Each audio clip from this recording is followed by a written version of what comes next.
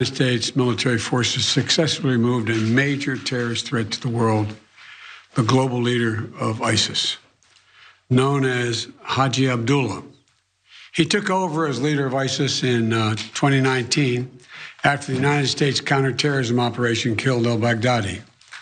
Since then, ISIS has directed terrorist operations targeting Americans, our allies and our partners, and countless civilians in the Middle East, Africa, and in South Asia. So that was a Biden administration announcement, a little press conference following the earlier news that broke this morning that the current leader of ISIS had been killed in an attack, which we'll give you context on. As Biden says there, it was a follow-up to the killing of al-Baghdadi years earlier. His death didn't have, I guess the proposed, or I don't know, was anyone predicting that would be the end of ISIS? Surely this time, though, they'll be done. They won't simply choose another leader. Now, look, obviously, it's a good news, absent all of the consequences, which we'll get into. They had been conducting attacks and those sorts of things. But I don't know, it feels to me a little bit like the Biden administration looking for some good news, perhaps trying to distract us from the other failures. We should acknowledge this, and that's why we are. It's our leadoff story of the show. But Sabrina, what do you make of all this? I don't like that even in that little press conference that Biden did, he didn't really answer many questions. He didn't really answer any questions about casualties that quickly, which there were. And it's really sad to see it in stories like this. So it seems like it's, a touch of good news, but like you said, you take down one and another just takes leadership. So is this the end? I don't think so.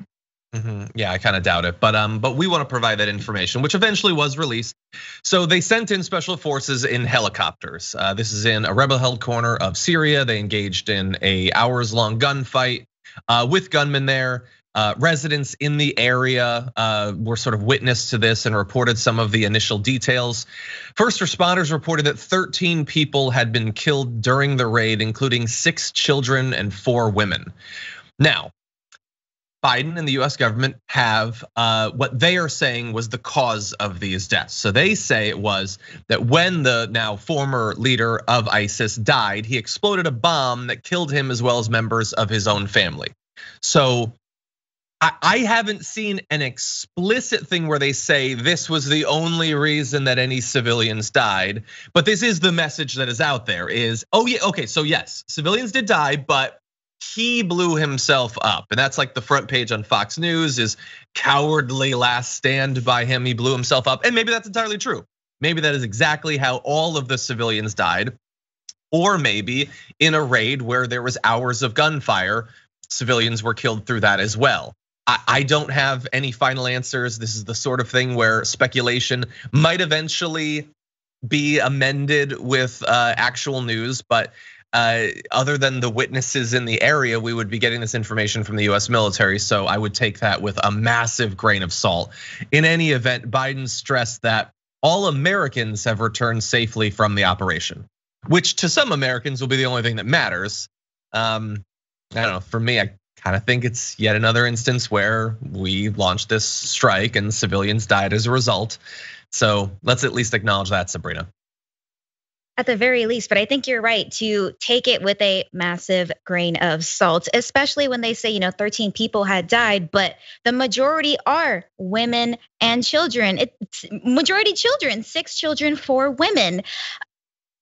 I don't think that it justified killing those innocent people, in my own opinion.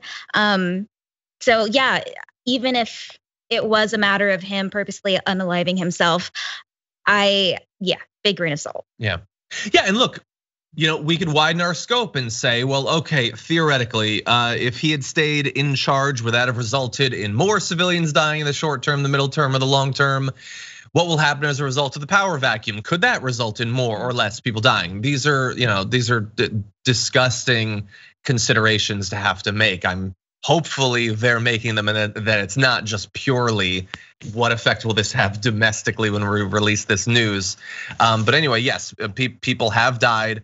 There had been a bounty on this individual's head for some time of $10 million. They apparently maybe got a tip We'll see if they release any more information about that. In any event, ISIS recently has been a little bit more active than it had been in previous years. There was a series of attacks in the region, including an assault late last month to seize a prison in northeast Syria holding at least 3,000 IS detainees. Biden said that al-Qurayshi, the former leader who was just killed, had been responsible for the prison strike, as well as genocide against the Yazidi people in Iraq in 2014, which, as with every other fact that we have said in the story, it's entirely possible that that is true. And that's as far as I can really go in assuming that anything that we hear about this is 100% true. There was a question about whether there will be another hero dog that comes about as a result of this raid. I haven't yet seen anything like that. So we won't have Biden making comments like the weird dog comments that Trump made back when he was president. But anyway, it's just like there is still the ongoing threat of terrorism in the region, obviously.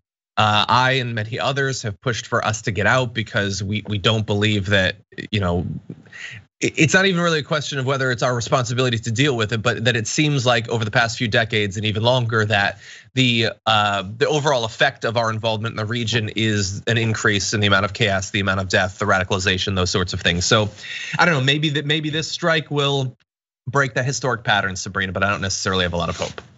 Yeah, maybe we'll just have to wait for the next document leak to get to the bottom of this. Yeah, maybe we'll finally get some revelations.